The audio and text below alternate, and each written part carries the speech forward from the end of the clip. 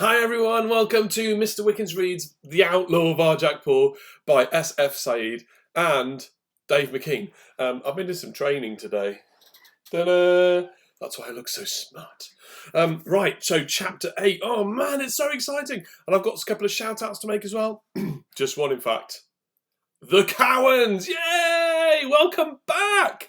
Oh, it's good to have you here. So, Dylan, Erin, and Callum, really good to have you here. Hope you're enjoying it. You enjoying it? I'm enjoying it. You enjoying it? I'm enjoying it. Yeah, great. Okay, so chapter 8. Here we go. In the crate, Varjak's heart was pounding. Sally Bones' gang had left the yard, but Jess was gone. Mrs. Moggs was sobbing, and it was all because of him. I can't believe it, he whispered. She's only a kitten. How could they do that? I know, said Holly.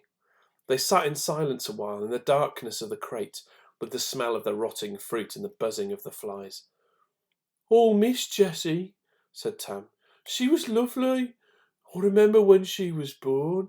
You're talking about it like she's already dead, said Holly. It would be better if she was dead. You know what they'll do to her. We're just lucky they didn't find us. The only reason they didn't find us, said Holly, is because Jess didn't give us away. She gave Varjak a long, hard look, her mustard eyes glowing fierce in the dark. Varjak looked down. He hadn't wanted trouble, but trouble had found him anyway. The cats of the harbour yard had welcomed him, treated him like a hero. They stood up for him, and now Jess was gone. And he hadn't lifted a paw to stop it. He felt ashamed. I can't let this happen, he thought. But what can I do? Something stirred inside him. Something old and strong, buried deep. His power. Deep inside him, like a spark waiting to be struck, the power was waiting. He didn't want to use it. He was scared to use it, but what choice did he have? He took a deep breath. I know why Jessie stood up for us, he said. Tam, you told her I was a fighter. She believed you. She believed that if we escaped, we'd come back to help her. Help her? Squealed Tam. How? They've declared us outlaws. They'll be searching for us everywhere, and they've taken Jess to her territory. Her territory, Varjak. Her words made him shake. He remembered Sally Bones' ice blue eye burning into his mind, the thin white cat who also knew the way. I know, and I wouldn't ask either of you to come with me, but I've got to do something. I couldn't live with myself if I didn't. He tried to smile, to hold down the thrumming panic that clawed at his heart. I'm going to follow them. I'm going to try and rescue her. Well, said Holly, we can't let him blunder in there on his own, can we, Tam? Varjak looked up, hardly able to believe it. Holly winked at him, but Tam's tail was thumping behind her, thwacking the sides of the crate with alarm. Have you gone completely mad? She cried. No one's going up there if they can help it. No one. Tonight it was Jess, said Holly evenly. Tomorrow it could be you. Should we just forget about you and let them take you away next time? No, of course not. But what? In the end, they'll come for us all. Varjak wasn't shaking anymore. Holly was coming with him. She understood. She always did. Tam gritted her teeth. Oh, I hate you, Holly. I hate you both. I don't know who's worse. You're as mad as each other.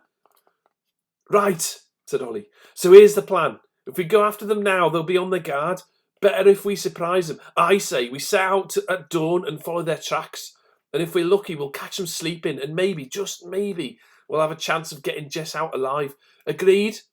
Agreed, said Varjak. Tam bit her paws. Oh, all the stupid things you haven't made me do, she muttered. This is the all-time stupid. This is totally insane. But you're not leaving me here on my own. No way. So fine, whatever you say, agreed. Varjak grinned. It was good to have friends beside him. Whatever happened, he knew he could count on them. They came out of the crate into the open. It was freezing cold in the yard. The wind cut through his fur. The terror was still palpable in the air. He could smell it. The street cats were scared of Luger, Razor, and the rest, but the threat of Sally Bones had terrified them the most. They were strung out, broken up, defeated. Many of them had slumped to the ground in despair. A few were trying to comfort Mrs. Moggs. Varjak took a deep breath and went straight up to her. "What do you want now?" demanded old Buckley. "Hasn't there been enough trouble?" "I'm sorry," he said quietly.